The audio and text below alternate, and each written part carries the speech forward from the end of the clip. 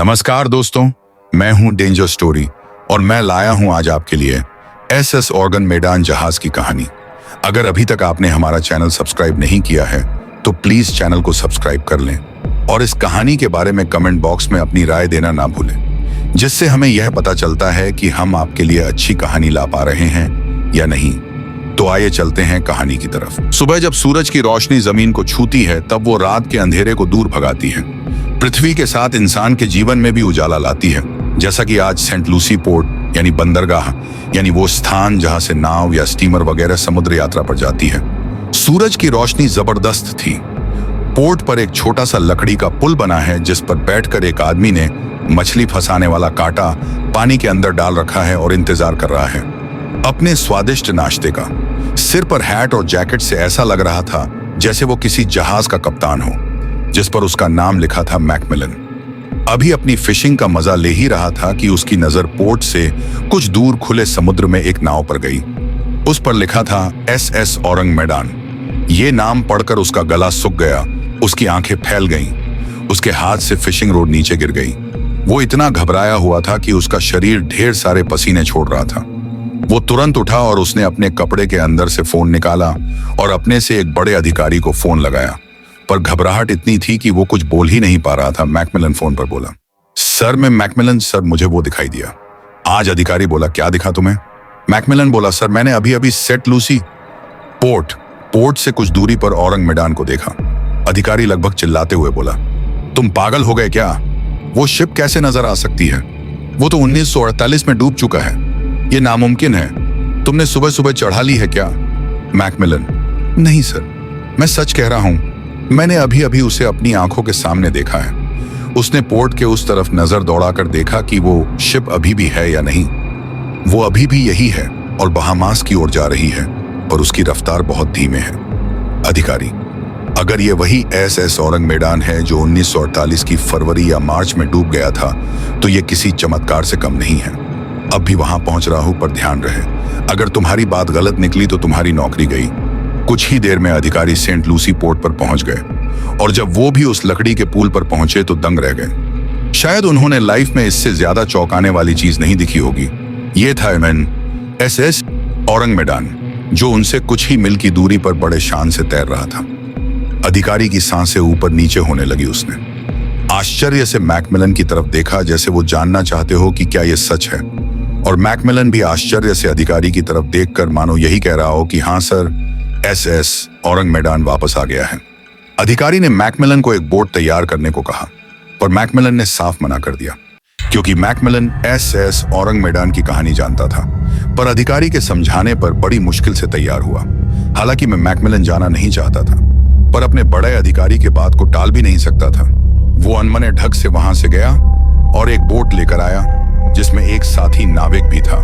अधिकारी को हाथ देकर बोट पर बिठाया और बोट को तेजी से एसएस औरंग मेडान की ओर मोड़ दिया। रास्ते में अधिकारी ने पूरी घटनाक्रम को बताने को कहा। मैकमिलन ने बताया कि कैसे उसने मछली पकड़ने के दौरान उस जहाज को देखा। उस जहाज पर दोनों ने अपनी निगाहें एसएस औरंग मेडान पर लगा दी। वो अब भी पानी में बड़ी शांति से चल रहा था। कुछ ही समय में उनकी छोटी सी बोट एसएस औरंग मेडान के करीब पहुंच गई। मैकमिलन ने बोट की रफ्तार को स्थिर किया ताकि दोनों नाव साथ साथ चल सके। मैकमिलन ने साथी नाविक को इसी रफ्तार पर चलाने को कहा। अधिकारी और मैकमिलन एसएस औरंग मेडान पर चढ़ने की कोशिश करने लगे। तभी छोटी से बोट को तेजी से झटका लगा और वो दोनों उछलकर मेडान पर गिरे और बोट और उस आदमी के एसएस औरंग मेडान के अचानक नीचे आ जाने से टुकड़े टुकड़े हो गए। बोट के टूटने की आवाज इतनी जोरदार थी कि उन्हें लगा कान के पर्दे फट जाएंगे। दोनों को उस नाविक की मौत पर दुख था, लेकिन जब उन दोनों ने मुड़कर मेडान को देखा तो उनकी सांसें अटक गई। इसके डेक पे चारों तरफ कुर्सी और मेज करीने से लगे हुए थे। सब पर कपड़ा लगा हुआ था, पर अचानक मैकमिलन को एहसास हुआ कि मेजों के नीचे कुछ है, और जब उसने मेज का कपड़ा हटा के नीचे देखा तो उसकी खौफ के मारे चीख ही निकल गई और हड़बड़ाकर पीछे की ओर गिर गया। अधिकारी ने कई मेजों से कपड़े हटाए और फिर उन्हें जो दिखा वो डर पैदा करने के लिए काफी था, क्योंकि उन्हें मेजों के नीचे कपड़े पहने हुए कंकाल मिले, इंसानों के कंकाल। वो चारों तरफ भय से देख रहे थे। तभी मैकमिलन को एक छोटे कंकाल के हाथ में डायरी मिली जिसके पन्ने लगभग गिले थे। उसे खोला। उसमें लिखा था, एलिस की डायरी और साल छपा था 1948 फरवरी। इस डायरी में शायद उस रात का राज हो सकता है, ये सोचकर मैकमिलन ने पढ़ना शुरू किया। उस डायरी में लिखा था, मेरा नाम एलिस है और ये डायरी मेरी है। ये मुझे मेरी दादी ने बर्थडे में गिफ्ट दिया था। इसमें मैं हर वो चीजें लिखूंगी जो मुझे अच्छी लगेगी। जनवरी का आखिरी सप्ताह चल रहा था जब मुझे ये खुशखबरी मिली। जब मैं स्कूल से दौड़ते हुए घर पहुंची तो देखा बेडरूम में मेरे मम्मी और डैड बात कर रहे थे। मैं दौड़ते हुए पापा के पीछे पहुंची और उन्हें पीछे से पकड़ लिया। वो मुझे देखते ही खुश हो गए और मुझसे कहा कि एक खुशखबरी है। मैंने पूछा क्या है, तो मम्मी ने बताया, आज सुबह कोई हमारे घर निमंत्रण पत्र दे गया है। समुद्र की यात्रा का ये जहाज कोई ASS औरंग मैदान नाम का है, जो नीदरलैंड में बना है। वो बहामास की यात्रा पर निकला हुआ है और हमें अगले हफ्ते यानी 5 फरवरी को हमें सेंट लूसी पोर्ट पर बुलाया है। मैं खुशी से झूम रही थी कि ऐसा भी हो सकता है क्या, कि कल ही मैंने पापा से कई बाहर घूमने की जिद की थी और आज ये खबर सुनकर कसम से मैं बहुत खुश हूं और अभी से तैयारी शुरू करने की सोच रही हूं। अभी मैं तैयारी के बारे में सोच ही रही थी कि मुझे टेड का ख्याल आया। टेड मेरा छोटा और शरारती भाई है और वो जबरदस्ती के चुटकुले सुनाकर लोगों को हंसाने की कोशिश करता है, पर जब कोई नहीं हंसता तो वो लड़ाई शुरू कर देता है और मुझे उसकी इसी आदत से सख्त नफरत है। मैं नहीं चाहती कि टेड भी हमारे साथ सी ट्रिप पर आए, इसलिए मैं अपने पेरेंट्स से कहने लगी कि प्लीज टेड को ना ले जाए। वो बहुत शरारतें करेगा, पर उन्होंने मेरी एक नहीं सुनी और मुझे समझाया कि टेड यहाँ अकेले नहीं रह पाएगा, इसलिए टेड भी हमारे साथ ट्रिप पर चलेगा। मुझे बहुत गुस्सा आया, पर मैंने कुछ नहीं कहा। अरे मेरा परिचय तो रह ही गया। मेरा नाम एलिस है और मैं 11 साल की एक खूबसूरत लड़की हूँ। हालांकि मैं टेड 9 साल का है, पर वो खूबसूरत नहीं है। मैं और मेरा छोटा सा परिवार फ्लोरिडा के एक छोटे से शहर ऑरलैंडो, जिसकी काउंटी है, ऑरेंज में रहते हैं। यहाँ की गलियां बहुत ही खूबसूरत है और यहाँ के रहने वाले लोग भी। मुझे सभी से मिलने में बहुत खुशी होती है। मुझे पड़ोस वाली मार्ली आंटी बहुत अच्छी लगती है। वो मुझे हर बर्थडे पर एक बढ़िया ड्रेस दिया करती है और इस बार इस ट्रिप पर मैं उसे ही पहनूंगी। टेड पागल है, मुझे नहीं लगता उसके पास मेरे जैसी कोई अच्छी ड्रेस होगी और होनी भी नहीं चाहिए। मेरे पापा एक प्राइवेट कंपनी में काम करते हैं, पर वो क्या काम करते हैं मैंने कभी जानने की कोशिश नहीं की। मुझे उनके काम से कभी कोई मतलब ही नहीं रहता, क्योंकि उनके पास मेरे लिए कभी समय ही नहीं होता।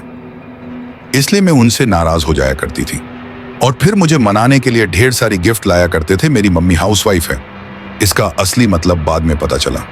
एक बार ऐसा हुआ कि जब मार्ली आंटी ने एक बार मेरी मम्मी को कहा कि आप हाउसवाइफ हैं, तो मुझे लगा मम्मी को कोई गंभीर बीमारी है और मैं रोने लगी। फिर मम्मी ने समझाया कि हाउसवाइफ का मतलब घर पर रहने वाली महिला होती है। मैं शांत हो गई, पर अगले कई हफ्तों तक टेड मुझे इसी नाम से चिढ़ाता रहा और वो तभी शांत हुआ जब पापा ने उसको खूब डांटा। कसम से टेड को डांट खाते देख मुझे बहुत अच्छा लगा। मैं रोज खिड़की पर लगे पर्दों से खेलते हुए सोचती कि पता नहीं कैसा होगा जहाज का सफर। कैलेंडर से तारीखों को एक एक करके काटने लगी ताकि मुझे याद रहे कि अभी ट्रिप पर जाने में कितना समय है। मम्मी ने नई ड्रेस, ज्वेलरी और न जाने क्या क्या खरीदा और पापा ने भी घड़ी, शर्ट, पैंट खरीदा। बाद में मम्मी ने बताया कि वो शर्ट पैंट नहीं, टक्सीडो है। वो कितना अजीब नाम है, पर उतना अजीब नहीं लगा जब पापा ने पहनकर दिखाया। वो बहुत ही अच्छे लग रहे थे। हम सभी ने आखिरकार पैकिंग पूरी कर ली। टेड के लिए भी कपड़े आ गए। मुझे अच्छा नहीं लगा ये देखकर, हालांकि मैं मेरे लिए भी बहुत अच्छी ड्रेस आई। फिर भी अगली सुबह मम्मी पापा दोनों ने अपने सारे काम जल्दी जल्दी निपटाए और दोपहर तक हम सभी तैयार हो गए।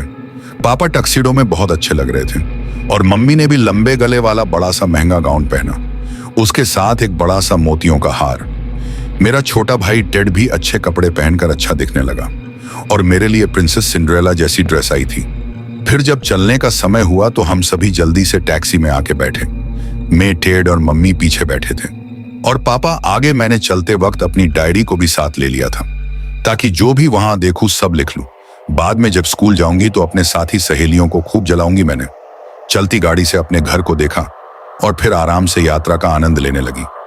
पर काश मैं आराम से यात्रा का आनंद ले पाती।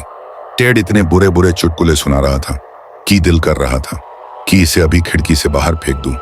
किसी तरह 1 घंटे झेला, पर यह जानकर खुशी हुई कि अब इसे नहीं झेलना पड़ेगा, क्योंकि हम पोर्ट पर पहुंच गए थे। मैंने अपनी जिंदगी में पहली बार पोर्ट देखा था। चारों तरफ नाव ही नाव। टेड तो खुशी के मारे पागल हो रहा था। वो जल्दी से जल्दी शिप पर जाना चाहता था। हम सभी टैक्सी से उतरे और अपना अपना सामान लेकर पोर्ट के अंदर पहुंचे। हमने वह देखा एक बहुत बड़ी सी जहाज सजा धजा कर खड़ी की गई है। वो बहुत बड़ी थी, हमारे घर के ऊंचाई से भी ऊंची और बहुत लंबी भी। मैंने देखा जहाज के पास खड़े एक अंकल को पापा कुछ टिकट जैसा दिखा रहे थे। ये शायद वही निमंत्रण पत्र होगा जो पापा को मिला था। वो दिखाकर ही शायद हमें अंदर जाने की अनुमति मिले। जब हम सीढ़ियों से ऊपर जा रहे तभी मैंने जहाज पे SS औरंग मेडान लिखा देखा। मुझे समझ नहीं आया कि कोई भी ऐसा अपने जहाज का नाम क्यों रखेगा। एकदम अजीब सा नाम है। पापा ने मेरी नजरों को ध्यान से देखा और समझ गए कि मैं क्या देख रही हूं। उन्होंने बताया कि औरंग का मतलब इंडोनेशिया में आदमी या इंसान होता है और मेडान इंडोनेशियन आइलैंड का सबसे बड़ी सिटी है। तो इसका अर्थ निकला मेडान का इंसान या मेडान का आदमी। पापा ने बताया कि उन्हें इस नाम पर बहुत आश्चर्य हुआ, क्योंकि अगर यह जहाज नीदरलैंड में बना है तो जिक्र इंडोनेशिया का क्यों है। पर सच्चाई यह है कि मुझे पापा की कोई भी बात समझ नहीं आई। मैं बस इतना जानती थी कि मुझे यह नाम पसंद नहीं आया था। सीढ़ियां एक दरवाजे पर खत्म हुई। दरवाजे से अंदर गए तो देखा एक अंकल यहां भी खड़े दिखे। उन्होंने पापा से कुछ मांगा। उन्होंने देखा और अपने साथ चलने का इशारा किया। मेरे लिए यह सब एकदम नया था। मैं और टेड साथ साथ चल रहे थे। हमसे आगे मम्मी और पापा और वही अंकल थे। अब हम संकरे से गलियारे की ओर निकल रहे थे। देखा एक सीढ़ी और है जो ऊपर ले जा रही है, शायद छत पर ले जा रही हो। पर हमने देखा कि अंकल और आगे बढ़ गए और फिर एक जगह रुक गए। उन्होंने चाबी से एक दरवाजा खोला और हम लोग अंदर चले गए। अंदर का नजारा अजीब था। बहुत छोटा कमरा जिसमें 4 बेड थे, 2 दाएं तरफ, ऊपर नीचे और 2 बाईं तरफ।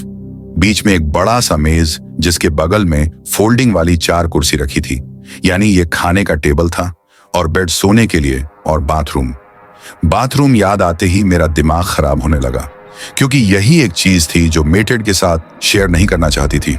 पापा ने बताया कि इसे केबिन बोलते हैं और हर केबिन के साथ एक बाथरूम साथ में रहता है। मैंने चारों तरफ नजर दौड़ाई तो मुझे एक दरवाजा दिखाई दिया। मैंने उसे खोला तो पाया कि ये एक बाथरूम है। उफ, हद हो गई। मुझे रूम और बाथरूम दोनों टेड के साथ शेयर करना पड़ेगा। मुझे बहुत गुस्सा आ रहा था।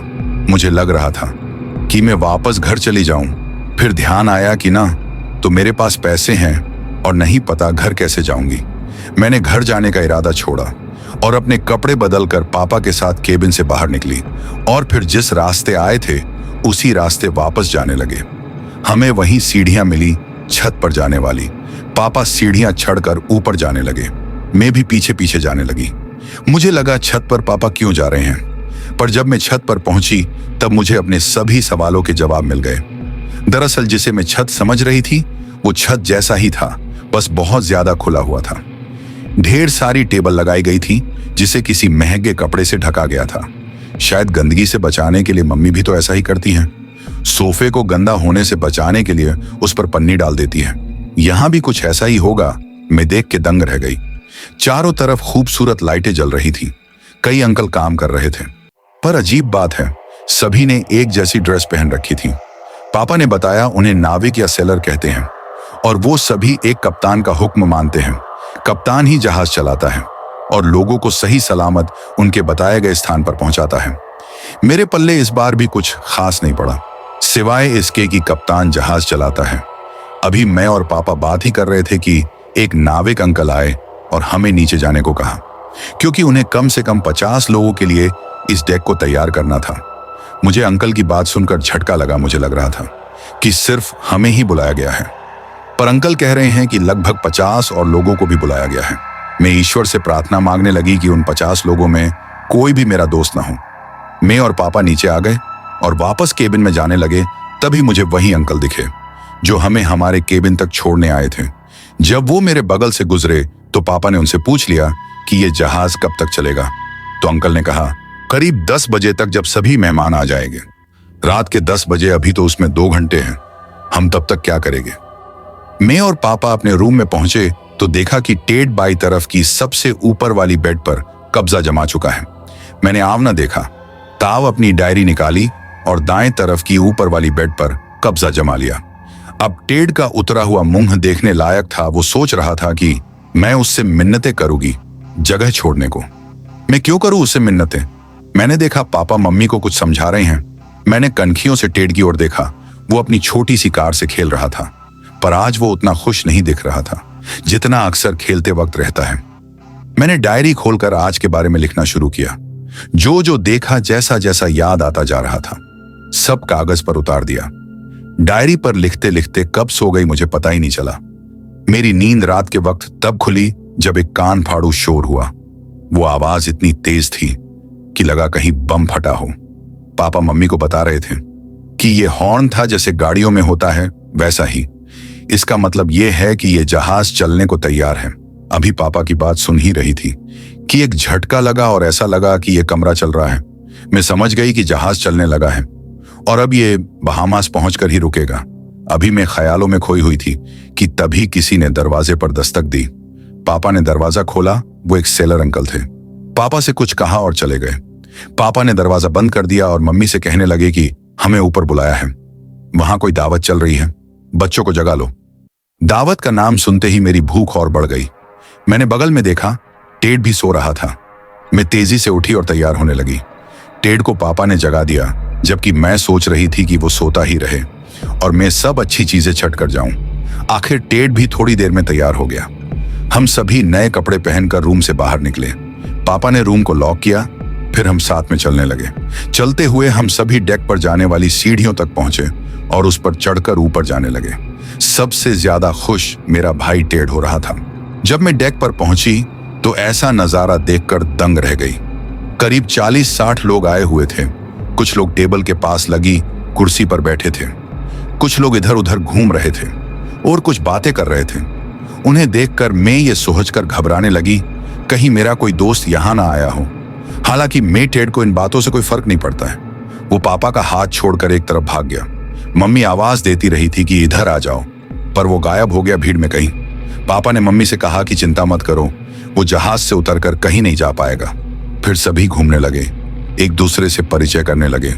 मैं तो लोगों से मिलकर तंग आ गई थी, इसीलिए मैं भी धीरे से वहां से भाग निकली और खाने के टेबल पर पहुंच गई। उफ, ऐसे आइटम देखकर मुंह में पानी आ गया। मैंने झटपट एक प्लेट निकाली और सभी अच्छे दिख रहे। आइटम को प्लेट में डाला और एक तरफ होकर खाने लगी। अभी मैंने खाना शुरू ही किया था कि मुझे टेड दिखाई दिया। वो एक लड़की से बात कर रहा था और अपने नाक पर हाथ से छेद बनाकर दिखा रहा था। मैं समझ गई कि टेड अपना सड़ा हुआ जोक सुना रहा होगा। जोक कुछ ऐसे था, एक बार एक दोस्त ने दूसरे दोस्त से पूछा कि क्या तुम एक छेद के अंदर 2 छेद डाल सकते हो? दूसरे ने कहा नहीं। तब पहले दोस्त ने अपने एक हाथ की पहली उंगली को अंगूठे से जोड़कर एक गोला बनाया और फिर उसे अपनी नाक पर रख लिया। तो हो गया ना एक छेद के अंदर 2 छेद। मम्मी इस जोक पर खूब हंसी थी, पर मुझे इसमें हंसने वाली कोई बात नजर नहीं आई। जिस तरह मैं पागल हो जाती हूं, वो बेचारी लड़की भी हो जाएगी। पर मैंने जब उसे टेड के सड़े हुए जोक पर हंसते हुए देखा तो मुझे बहुत गुस्सा आया और मैं चुपचाप वहां से निकल गई और एक कोने में खड़े होकर खाना खाने लगी। अभी मैं खाना खा ही रही थी कि पार्टी में मुझे कुछ लोगों की चीख पुकार सुनाई दी। अभी इससे पहले कि मैं कुछ समझ पाती, मुझे पापा मिल गए और मुझे जल्द से जल्द टेड को लेकर नीचे जाने को कहा। मैं पूछ पाती कि ऐसा क्यों करूं, तब तक पापा ने कह दिया कि जल्दी करो, यहां एक दुर्घटना हो गई है। मैं तुम्हारी मम्मी को लेकर आता हूं। मैंने किसी तरह टेड को खोजा और नीचे लेकर रूम में आ गई, पर टेड मुझसे बहुत नाराज था। इतना ज्यादा नाराज कि मुझसे बात ही नहीं करना चाह रहा था। उसे लग रहा था कि मैं उसे जबरदस्ती नीचे लाई हूं। वो ये बात मानने को तैयार ही नहीं था कि पापा ने उसे नीचे लाने को कहा है, वो भी तब जब वो कोई शरारत नहीं कर रहा था। हमारे बीच अभी बहस चल ही रही थी कि तभी दरवाजे पर दस्तक हुई। मैंने दरवाजा खोला तो देखा पापा और मम्मी दोनों थे। वो दोनों घबरा रहे थे। मम्मी ने मुझे देखते ही सीने से लगा लिया और फिर टेड को भी, और फिर बिना कोई बात कहे हमें सो जाने के लिए कह दिया गया। मैं मन मारकर अपने बेड पर सोने चली गई, लेकिन मुझे नींद नहीं आ रही थी क्योंकि मैं जानना चाह रही थी कि आखिर हो क्या रहा है। इसलिए मैंने सोने का नाटक किया और कान लगाकर मम्मी पापा की बातों को ध्यान से सुनने लगी। पर चारों तरफ चुप्पी थी। थोड़ी देर में अचानक पापा की दबी सी आवाज सुनाई दी कि कप्तान को किसी ने मार दिया है और अब वाइस कप्तान इस जहाज को चला रहे हैं। पर कप्तान को किसने मारा है किसी को पता नहीं चला, क्योंकि उनके शरीर पर न तो कोई जख्म था और न ही किसी हथियार का निशान। तो उनकी जान गई कैसे? पर इतना पता है कि जहाज जल्द से जल्द वापस मुड़ जाएगा। मेरा दिमाग भी घूम गया। कि पापा की बात सही है कि कप्तान के मरने के बाद यह जहाज वापस वहीं पहुंच जाएगा जहां से आया है। मुझे कप्तान के मरने का दुख है, लेकिन उससे भी ज्यादा मेरी यात्रा का अचानक खत्म होने का भी दुख है। दिल तो कर रहा है कि जिसने भी कप्तान को मारा है उसे जहाज के बाहर फेंक दूं। मेरी छुट्टियां बर्बाद कर दी। अभी मैंने सोने की शुरुआत की थी, किसी ने दरवाजे पर दस्तक दी। पापा ने सहमे हुए हाथों से दरवाजे को खोला। उन्हें बाहर एक सेलर दिखा। उसने पापा को कुछ घबराकर बताया और तुरंत वह से एक तरफ भाग लिया। पापा ने दरवाजा बंद किया और मम्मी से बोले कि एक और बुरी खबर है। इस सेलर का कहना है कि जहाज में कोई कातिल घुस आया है जो पैसों और जेवरों के लिए लोगों को मार रहा है, इसीलिए हमें सावधान रहने को कहा गया। उफ, एक और बुरी खबर। अब क्या होगा? वो कितने लोग होंगे और क्या वो हमें भी मार देगा? कितनी सारी बातें दिमाग में घूम रही थी जो मुझे बेचैन कर रही थी। मेरे लिए रात काटना कितना मुश्किल हो रहा था। मैंने धीरे से टेड की ओर देखा। वो मजे से सो रहा था। उसे पता ही नहीं था कि यहाँ क्या क्या हो गया है। मम्मी और पापा थोड़ी देर में सो गए, पर मुझे नींद ही नहीं आई। मैं पूरी रात जागती रही। सुबह के 5 या 6 बजे होंगे जब पापा की नींद खुली और वो दबे पांव बाहर निकले, बाहर के हालत जानने के लिए। करीब आधे घंटे के बाद वो वापस केबिन में आए तो उनके चेहरे पे सदमे का भाव था। उन्होंने आकर मम्मी को उठाया और उन्हें बताया कि कल रात सिर्फ कप्तान नहीं बल्कि कुछ और लोगों की भी जान चली गई है। हालांकि मैं मरने वालों में ज्यादातर क्रू मेंबर थे, पर एक चीज जो सभी में एक सामान थी वो थी मौत की वजह। सभी के शरीर अजीब तरह से अकड़ गए थे। उनकी आंखें खुली हुई थीं और मुंह भी ऐसा लग रहा था जैसे सदमे में मर गए हों। यह काम किसी संकी कातिल का नहीं हो सकता था। यह काम किसी और चीज का था। यह मेडान की यात्रा शुरू करने का अगला दिन था। चारों तरफ खामोशी ही खामोशी थी। कोई भी किसी पर भी भरोसा नहीं कर रहा था। सब एक दूसरे को शक की निगाहों से देख रहे थे, क्योंकि सबको यही लग रहा था कि कातिल कोई भी हो सकता है। पापा के कहने पर किसी तरह मैंने और टेड ने नाश्ता किया। हालांकि मैं टेड अब भी पहले की तरह मस्ती कर रहा था, जैसे उसे किसी बात से कोई मतलब ही ना हो, और उसकी इस आदत पर मुझे भी गुस्सा आ रहा था। पापा बता रहे थे कि क्रू मेंबर और हम लोगों को मिलाकर इस जहाज में कम से कम 70 लोग थे और कल रात 6 लोगों की मौत हुई, एक कप्तान, 4 क्रू मेंबर और एक यात्री। कई लोग कप्तान के केबिन में जाकर बचे वाइस कप्तान से यह गुजारिश कर चुके थे कि जहाज को वापस मोड़ लिया जाए। वाइस कप्तान ने पूरी कोशिश की जहाज को घुमाने की, पर जहाज को घुमाने वाला व्हील सिस्टम खराब हो चुका था। ऐसे में सिर्फ पतवार से ही काम लिया जा सकता था। कई लोगों ने पतवार से जहाज को घुमाने की कोशिश की, पर जहाज की रफ्तार इतनी ज्यादा थी कि पतवार किसी भी काम नहीं आया, उल्टा वो टूट गया। वाइस कप्तान ये कहकर लोगों को हौसला दिला रहे थे कि यह जहाज आखिरकार जाएगा तो बहामास ही चिंता न करें, वहां पहुंचकर जहाज को रोक लिया जाएगा। पर लोगों की चिंता खत्म होने का नाम ही नहीं ले रही थी, और चिंता खत्म होगी भी नहीं, क्योंकि इस जहाज पर एक अनजान कातिल है। पता नहीं क्यों लोगों को मार रहा है। बड़ी मुश्किल से लोगों का वक्त गुजर रहा था। अपने अपने परिवार की चिंता सभी के चेहरे पर थी। ऐसा लग रहा था जैसे हम सब अपने साथ घट रही घटना के कारण मजबूर थे। कोई कुछ नहीं कर पा रहा था। तभी पापा ने एक जहाज के नक्शे को ध्यान से देखा। उन्हें जहाज के एक हिस्से का ख्याल आया जिसे इंजन रूम कहा जाता था। यह जगह आम यात्रियों के लिए बंद थी, लेकिन पापा को शक था कि कातिल यहीं छिपा हो सकता है। पापा ने वाइस कप्तान को अपने शक के बारे में बताया। वाइस कप्तान ने एक टीम तैयार की जिसमें कुछ साहसी लोग और सुरक्षा गार्ड शामिल थे। टीम ने धीरे धीरे इंजन रूम की ओर बढ़ना शुरू किया। अंधेरा गहरा था। हर कदम के साथ डर बढ़ता जा रहा था। आखिरकार जब वे इंजन रूम पहुंचे तो वहां का नजारा देखकर सबके होश उड़ गए। इंजन रूम में एक अजीब सी मशीन रखी हुई थी जो पुरानी और जर्जर लग रही थी। पास में एक व्यक्ति बैठा हुआ था जो अपने हाथों में कुछ नुकीला हथियार लिए हुए था। यह व्यक्ति कोई और नहीं बल्कि जहाज का एक पुराना कर्मचारी था जिसे कंपनी ने कुछ साल पहले निकाल दिया था। उस कर्मचारी का नाम रघुवीर था। रघुवीर ने बताया कि वह इस जहाज पर काम करता था, लेकिन उसे बिना किसी गलती के नौकरी से निकाल दिया गया। उसका सपना था कि वह इस जहाज का कप्तान बने, लेकिन उसकी जिंदगी बर्बाद कर दी गई। अब वह बदला लेने के लिए वापस आया था। रघुवीर ने जहाज के व्हील सिस्टम को खुद ही खराब किया था और पतवार को भी बेकार कर दिया था, ताकि जहाज को बहामास पहुंचने से पहले पूरी तरह तबाह कर सके। उसने यात्रियों में डर फैलाने और अपने मकसद को पूरा करने के लिए लोगों को मारना शुरू कर दिया था। टीम ने रघुवीर को पकड़ने की कोशिश की, लेकिन वह हिंसक हो गया। एक जोरदार संघर्ष हुआ।